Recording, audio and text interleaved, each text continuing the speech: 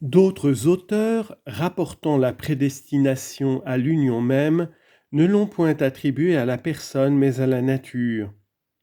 Voici le sens qu'ils donnent à ce passage. Qui a été prédestiné fils de Dieu en puissance, c'est-à-dire dont la nature a été prédestinée pour être unie à celui qui est le Fils de Dieu en puissance. Mais cette explication n'est ni exacte ni naturelle. La prédestination supposant un rapport à la fin, celui-là seul peut être prédestiné dont les actes se rapportent à cette fin. Or, agir pour la fin appartient à la personne et non à la nature. Donc, si l'on veut s'en tenir au sens exact, la prédestination doit être attribuée à la personne même du Christ. Mais comme la personne du Christ subsiste dans les deux natures, à savoir la nature humaine et la nature divine, on peut, selon l'une ou l'autre, lui attribuer une chose. Comme on peut dire une chose d'un homme selon le corps, par exemple qu'il est touché ou blessé, ou selon l'âme, par exemple qu'il veut et qu'il connaît.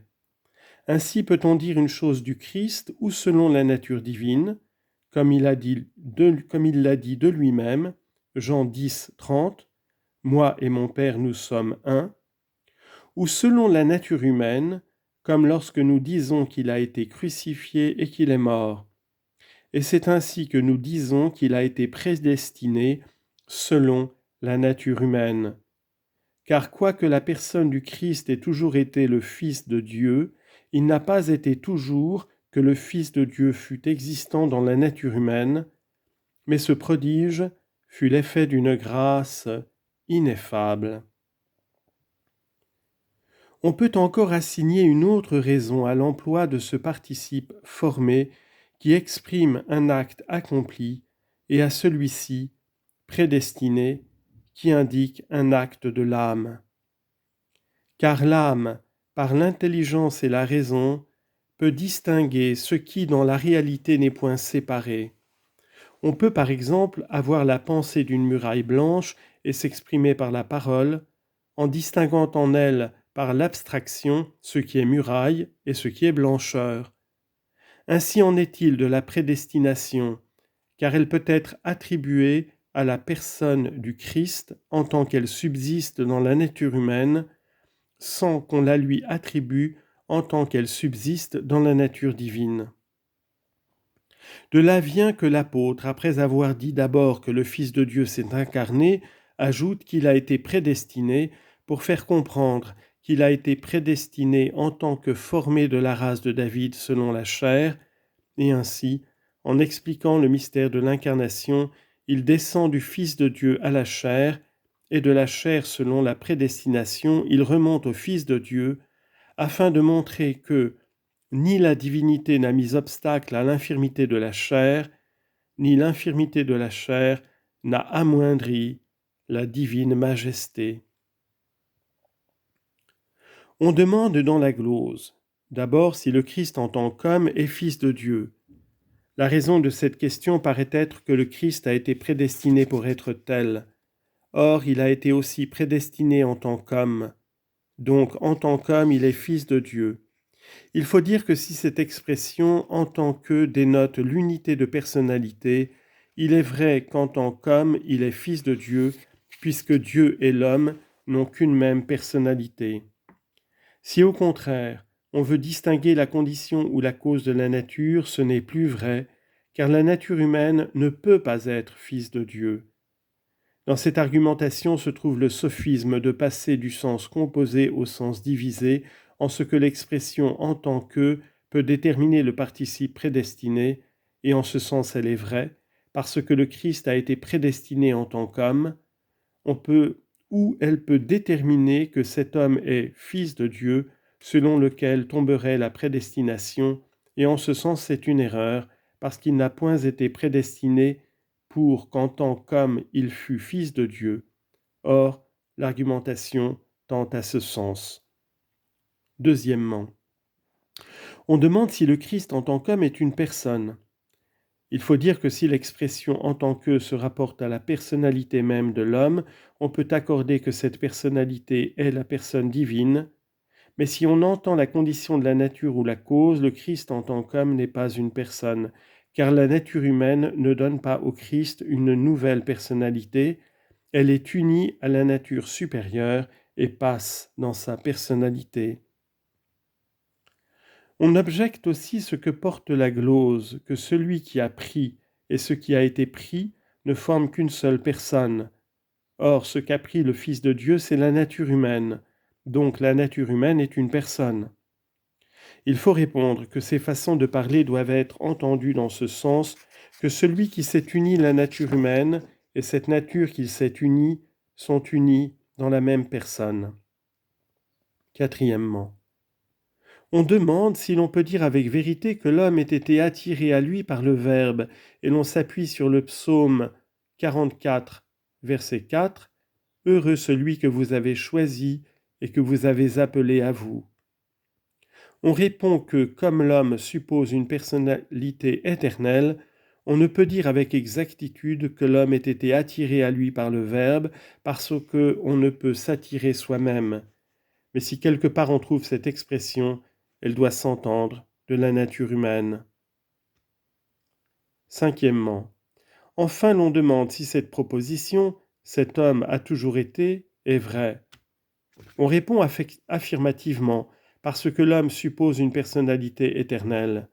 C'est ainsi que l'apôtre dit aux Hébreux 13, 8, « Jésus-Christ était hier, il est aujourd'hui, il sera le même dans tous les siècles. » Cependant, on ne peut faire la conversion de cette proposition sans en altérer le sens, car cet homme, en tant qu'homme, n'a pas toujours existé, mais en tant qu'il est Fils de Dieu.